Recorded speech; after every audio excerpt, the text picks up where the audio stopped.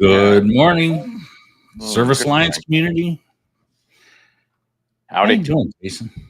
I am I'm coming to you live from Jim Halperd's desk. So I decided to take a visit to the office and plant my flag there on Jim's desk, and so here we are. Yeah, it's nice little light I got there. I'm missing the chain. It's a little touch lamp. So You were missing an arm for a second there too.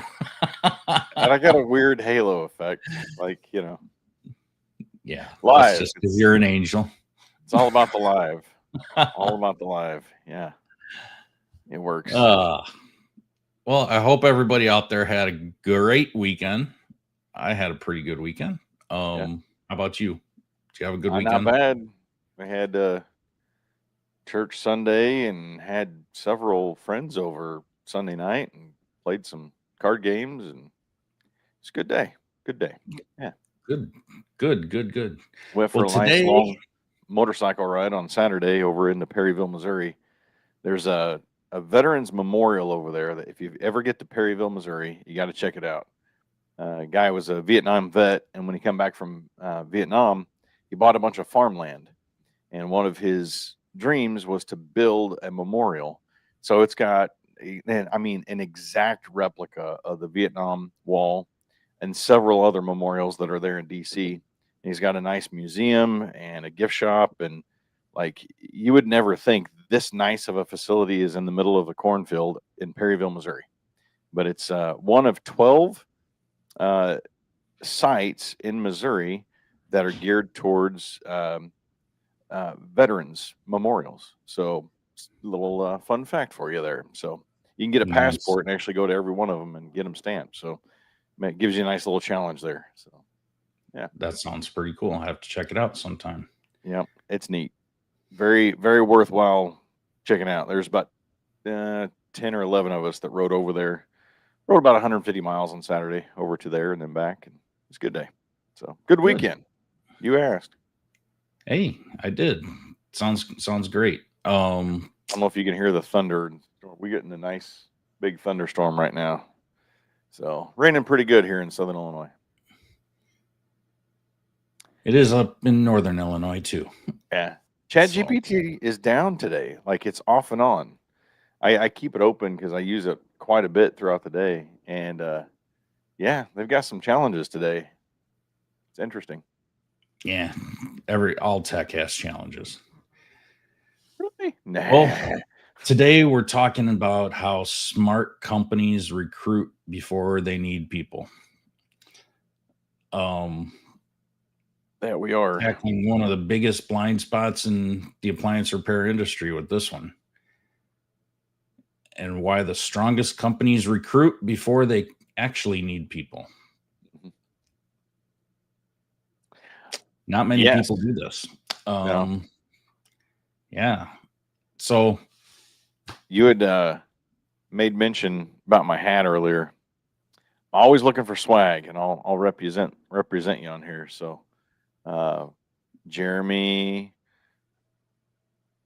just saying, I got your 6 as a nice hat. And I'll swap you swag too. I'll send you some of my office help swag. So I'm not just asking for handouts. I'm willing to swap here. So I'll have to get you an amp hat.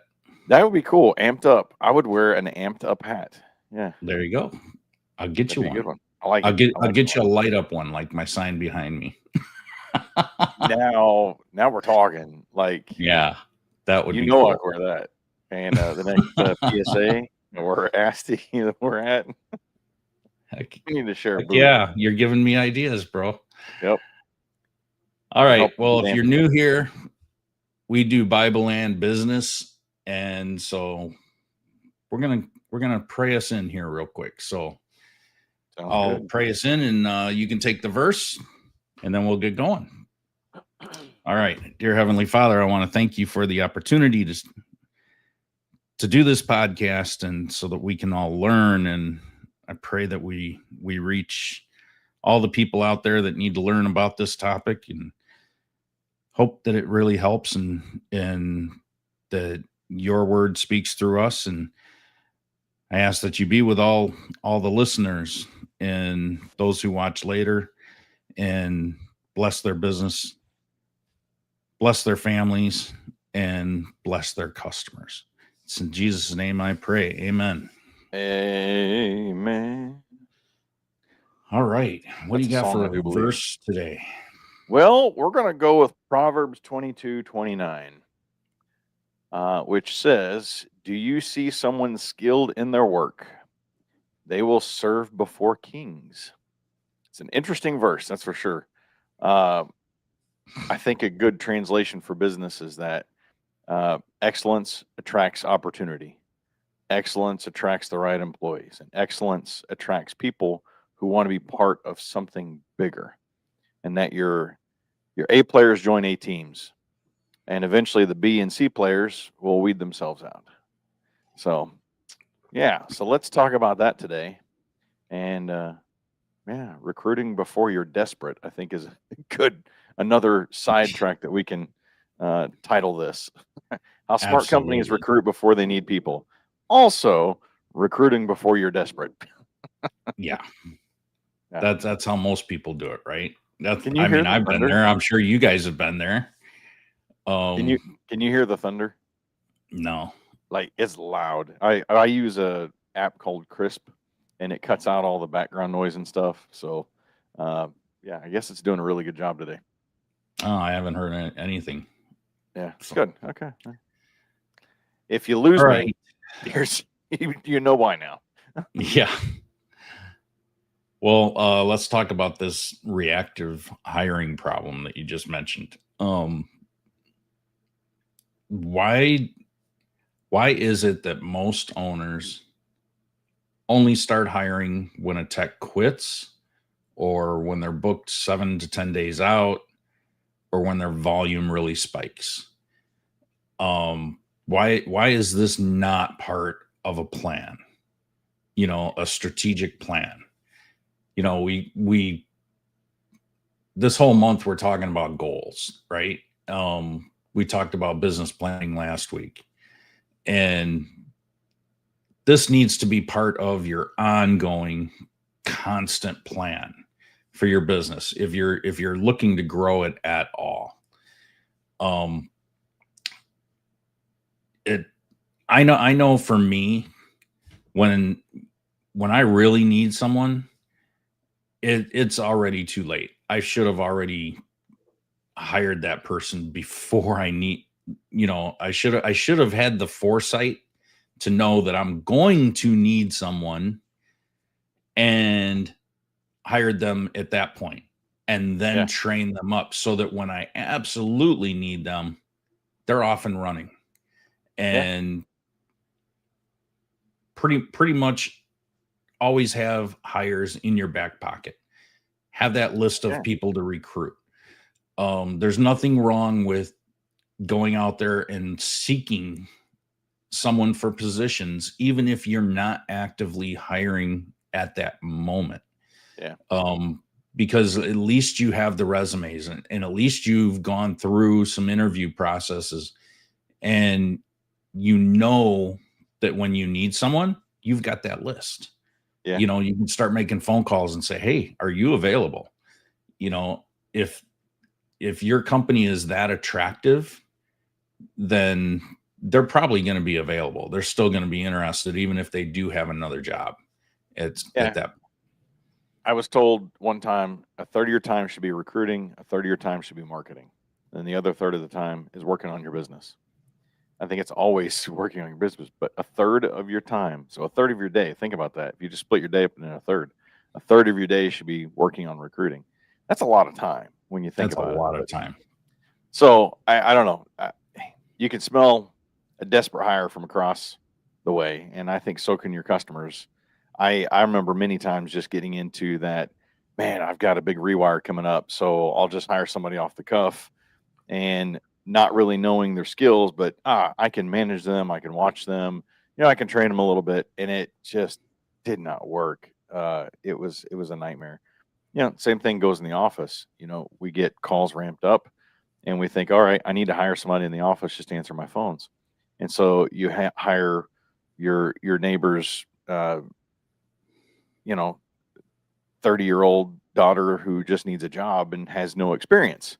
Oh, well, it's just answering the phones, right?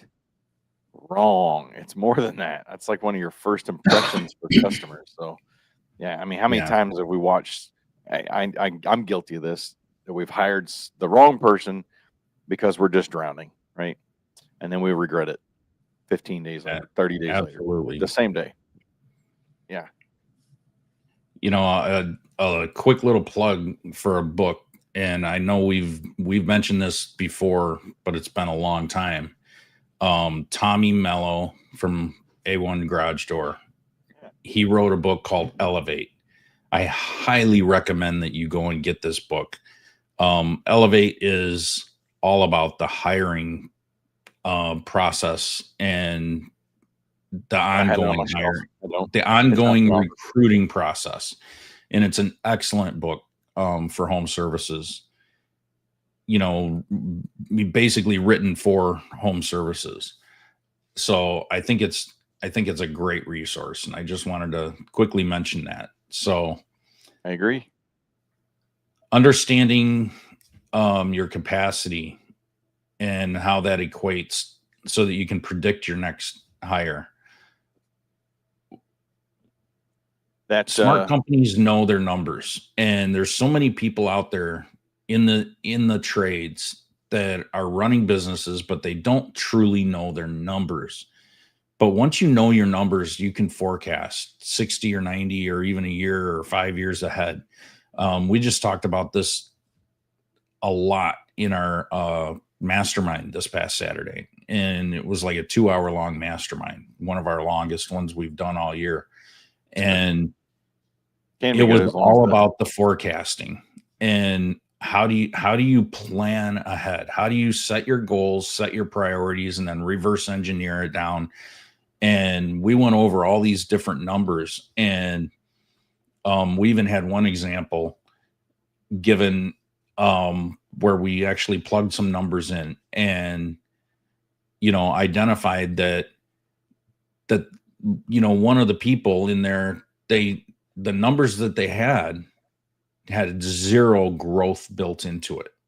They wanted to grow, but they didn't realize what it would actually take to grow and how much their numbers needed to change. And, you know, the person that we were talking with, they know their numbers, they know them well, and they do a great job at that. And, you know, we asked some questions, boom, they pulled the numbers right up and, you know, had accurate numbers. But unless you actually know those and that you can actually take them and put them together, then you're not going to know how much you can grow and what you need to tweak in order to afford to grow. Yeah. You know, so, you know, whether it's a CSR or, you know, a tech, you know, any hire for your business, you need to build in your pricing to be able to afford those people and grow into that that next hire. Yeah. And when your team is constantly running at 80% plus capacity, you're already late on your next hire. So always be recruiting now. It's the best way that you can sustain yourself when you do need somebody, and knowing those numbers is a huge thing. I concur. That gets us into our next point about always be recruiting. What about always being selective? Mm-hmm. How selective should we be? What's your thoughts on it? Well, I mean, you hire the best when you're not desperate, right? You hire whatever you can get when you're drowning. So it's not an event, it's a rhythm. We used to have hiring events where we would have a bunch of people come at the same time. And this was something that we had a business coach teach us. And I don't know, there was goods and bads about it, but the big thing is that I think smart companies will keep, we'll call it a bench.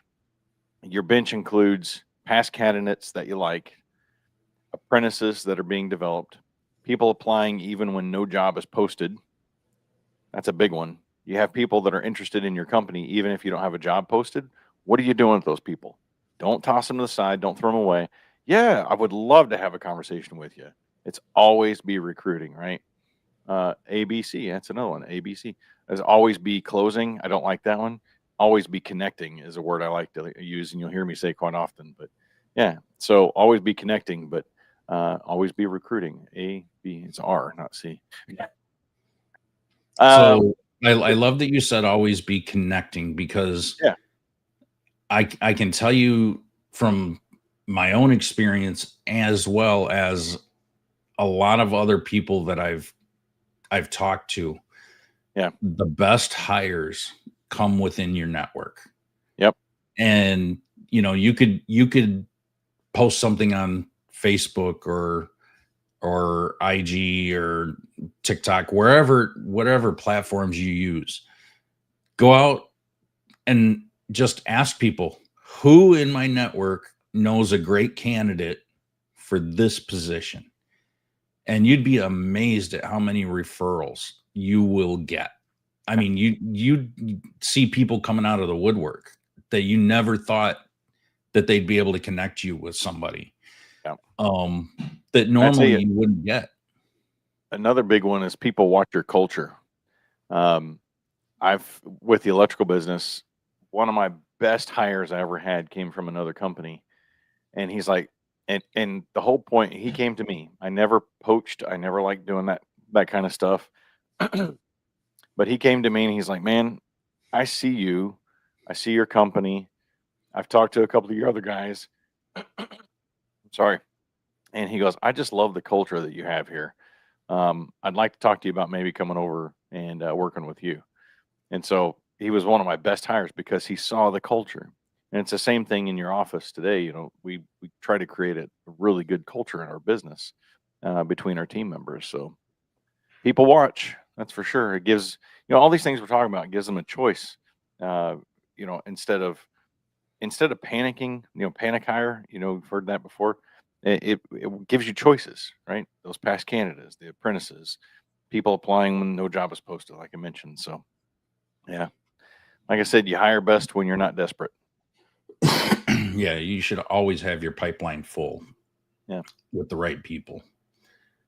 So, do you have a weekly recruiting routine, Mike? I do not. I honestly can say I do not. I would agree. I'm there with you. And I probably should. I'd say I have a bi-monthly recruiting routine. I definitely don't do it on a monthly basis. It's probably, every 2 months, maybe 3 months. So I'm doing it multiple times a year, but I'm not waiting until I need somebody. I'm not waiting until I'm banging my head up against the wall, or I'm so stressed out, to where I'm just going to grab a warm body, because I've been in that situation before. It is a nightmare, and you hire all the wrong people, and it just adds more stress to your life. So, even within my current team, I'll ask them, hey, do you have anybody in your network? It's not just, I guess, your internet friends online. It's who in your current team knows somebody. There's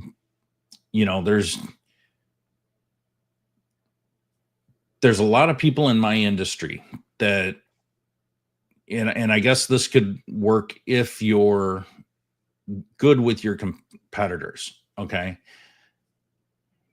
In my industry, we network with each other, and, it's a little easier for us since we can hire virtual, but we'll ask each other, hey, does anybody have a team member that's really good at this role that you don't need, or that you've already interviewed that would make a good fit, but you didn't need them, or something like that, to that effect. And we'll get referrals all the time. And I think it's great. just because they're not a fit for company B doesn't mean that they're not good for company A. And they might just be a better fit for you than they were for somebody else. And or maybe the other company just wasn't in the right place to hire that person, but they were a good A or B player, you know, and they could say, hey, I interviewed this guy. I thought he was great, but I just wasn't in the right place. It wasn't the right fit for either of us, but you know, I'd love to have this guy, but I'm just not there yet. Maybe you should give him a call. You know, if you're networking with your competition and you're friends with your competition, it's a great way to find people. You know, and it's a great way to have warnings about certain people too, who not to hire. So it goes both ways. But if you're going to do this, you need to look ahead, have all your job information ready to go, review your pipeline, check for the new applicants, you know, message people that, you know, message just your top 3 candidates, you know, feel people out. Think about who you may have interviewed before. Maybe they're still seeking. Maybe they're not happy with who they went with, and you might be able to reach out to them and say, hey, I really liked you a year ago when I interviewed you or talked to you. Are you interested in reconsidering? You know, maybe we can talk again. Maybe your CSR knows somebody. You know, there's so many people out there that are looking for opportunities that you can even train and bring up. And I think using that network will really, really surprise you on what you can find and the quality of person that you can find. Yeah. So consistency removes the desperation from the hiring process, for sure. Yep. Consistency is what I heard you in that entire conversation there. Consistency beats chaos. That's for sure. Yeah. Discipline. You got to be disciplined in order to do that consistency. So what should your hiring funnel look like? Well, a good example of a hiring funnel, top of your funnel is attraction. Always active job ads, your social media content, you know, posting fun pictures, culture pictures, referral incentives. You know, look at ways that you can incentivize team members or people. Hey, we're looking for a new top tech ad or something along those lines. And hey, the person that refers us the top tech we hire will get $250 or something along those lines. Make it something that's of value. That's the way I see it. Don't make it something that's like, we're going to give you a $50 gift card. Some people may like that, but if you put out there $200-300, that's substantial. People are going to be like, oh, I know a guy. I think, and you're going to get better quality referrals, in my opinion. You know, talk with local places that have apprenticeships. Your colleges are a great source for apprentices that you can potentially hire on. Some high schools have electronics classes as well. So in the appliance repair world, getting into those electronics classes, we did that with the electrical business. Got into the electronics classes. Got into John A. here had a buildings. A whole aspect of construction that was great for us to get in with, especially with heating and air. Have a career page or a specific career page on your website that talks about different careers. Make sure you got photos of, you know, like your teams or, you know, specific pictures. It's always inviting, right? So you've got that attraction, right? And then the attraction funnel comes down to the middle, which is your filtering. So then you're looking for like simple application questions, maybe a small skills test of some form, and then like culture fit questions. Are they even going to be a good fit culture wise?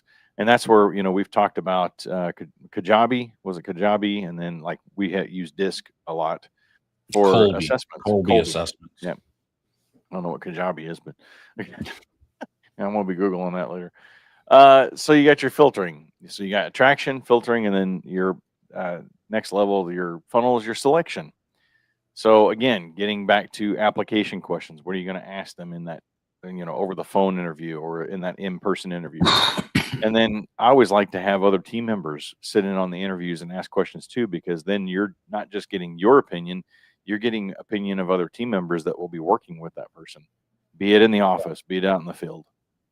So or training that person.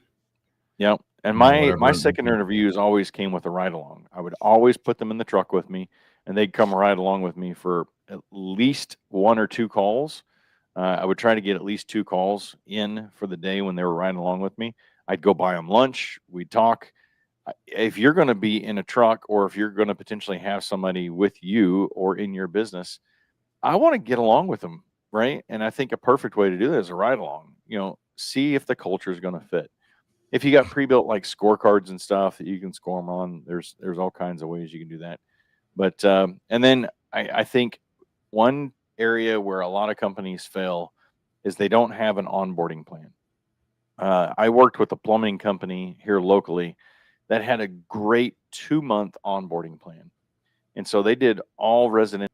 And so in 2 months' time, once they hired on a new apprentice, that apprentice should be able to do everything that a normal technician can do. But they are riding along with that technician every day. The technician is showing them, this is how our company does this. This is how our company does that. And then, it was a checklist. And the main tech that he was riding along with, he would check off, okay, well, today you changed out a water spigot, right? That was one of your items. Today you changed out a toilet, right? Different things that they would do on a regular basis. So think about that in your appliance repair world. Think about that as an electrician, heating and air, hiring a CSR. What are those plans that you have to get them up to par to what you and your business are wanting and needing out of them, right? And make a plan out of it. So I think hiring becomes easy when the system does the sorting instead of you. And that's where having this funnel, right, to get down to these candidates that are going to be the ones you want to hire. So, yeah. So why do you think the really, really good techs out there, right? They're not looking for a job because they already have a job. Yep. But how do you get them to notice you? How do you get them to want to move from where they're at to where you want to be? Yeah. Well, like I mentioned, the one tech a while ago was all about, he saw our culture. And, we had a really great brand. I've always been heavy into branding. So to grab those A players, and I hate to say, you think of the word poaching or whatever, but I, again, didn't approach them. I made sure that, it's like when I say my prayers, above all else, I pray that people see God's love through my actions, right? And it's the same thing. Hey, above all else, I hope people see our culture through our actions, right? Everything comes back to your core focuses, your core purposes, your core values. And you hope that they see those core values and how you are acting and how you're treating customers, even down to your vendors, right? I don't want to say down to your vendors, because to me, vendors are right there. I mean, you got your clients, you got your techs, and you got your vendors, man. Without them, you don't have business. So they're all important to me. But it's they watch you. They watch how you walk. They watch how you talk. They know if you're legit or not. I mean, techs are smart, man. They can call BS pretty darn quick. And they talk to each other. Yeah, 100%. Good techs talk to other good techs. XYZ Heating and Air Company, they're a bunch of shysters. I wouldn't ever want to work for them. I can't believe you're working with. Yeah, that's the kind of talk that goes on at the shop. You go into the vendor store. I mean, it's the flip side to that too. They talk about who they want to work for, or who would be a good company to work for. Man, do you see Chris working for that exterminating company? Man, he looks happy all the time. He says he's making good money. He's got a nice truck to drive. I think I want to go work for them. That's the kind of stuff you want to be known for, right? Exactly. They treat their customers right. That's another one I love to hear. Where can you get these people at? Apprenticeships are a great way to obviously grow somebody from scratch. Obviously, you can mold them. They're a little easier. They're not set in their ways. But it takes longer. Obviously, but if you can get them from a good trade school, and this is something that I want to put out there as a possibility, because we saw them. They had a booth at PSA, and that's SkillCat. They've got their RCAT program, and basically what they do is they network with all these colleges and schools across the country, help them set up curriculum for appliance repair training programs. And they've got a really solid system, it seems like. And if you could reach out to, depending on where you're located, obviously, but if you reached out to SkillCat and said, who in my area, what schools in my area do you have programs with? And I want, because I want to go attract people that are coming out of that program, into my business. And that's one great way to recruit. Look at your local tech schools, if there's anything like that. You could work with a lot of different, local colleges, junior colleges, and things of those natures. It doesn't always have to be the actual, big name appliance repair training companies out there, that are scattered across the country, but that's how you can get more localized people. I don't remember talking to SkillCat. It's skillcatapp.com? Is that what I'm looking at? Yeah, they were where your booth was. They were kind of along the back wall, just to your left. Huh. So they weren't that far away from your booth. Yeah, this is pretty interesting. A lot of online classes as well. So yeah, very interesting. Yeah, all right, I might have to reach out to them. They seem like a pretty solid company. Yeah. I mean, they've got a lot of different courses: electricians, painters, plumbers, commercial driving, get your NATE certifications, EPA certifications, all kinds of stuff. So, interesting. Yeah, you might get some leads through, or some leads to other recruiting opportunities in your area. Oh yeah, just something to think about. Yep. Very cool. All right. Well, I think I know we're getting ready to wrap up here. So, tracking your metrics, running ads. If you won't run ads without metrics, why would you recruit without them? So, you got to be looking at your KPIs. KPIs for everything in business. So, KPIs goes for recruiting as well. Your cost per applicant, your cost per interview, your cost per hire. The 90-day quality of hire. It's not just about customer acquisitions. It's recruiting is also for employees. So think about those KPIs for your recruiting as well. I don't think hiring should ever be a reaction. I think that's this overall view of what we're talking about today, right? It's your rhythm. It should be a good rhythm. So when you build a recruiting pipeline, that funnel that we talked about that runs every day of the year, you protect your culture, your revenue, and ultimately your sanity. So, yeah. Yeah, if you're not tracking what channels you're getting the best applicants from, then you're not going to know where you should target the next time. Where money and time is wasted. If you're posting on LinkedIn or LinkedIn jobs, something like that, and it's not bringing you quality people, why would you keep throwing your time and energy or money towards that? So I would definitely cast a wide net in the beginning and then just track where quality candidates come from. Where are the best people coming from, the best resumes and interviews happening. So far, sure. Final takeaway. Hiring should not be a reaction. It should be a rhythm. Mm-hmm. We talked about that a lot. When you build a permanent recruiting pipeline, you protect your culture, your growth, and your revenue.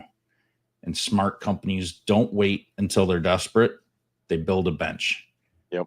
And then they put cheeks and seats on that bench and have them lined up until it's their time to bat. Cheeks and seats. Interesting. All right. If you enjoyed this episode, like, subscribe, and share. Pay the fee. Pay the fee. It's free to pay the fee. And if you need any help from Jason or I with marketing, getting things like this set up, you need any help from Jason over at My Office Help, feel free to reach out to either one of us and we'd be happy to help you. All right. Everybody have a great day. Thanks for tuning in to the Morning Grind podcast by Service Alliance Group. Subscribe to our channel and make sure you visit our website at servicealliancegroup.com for appliance repair business resources.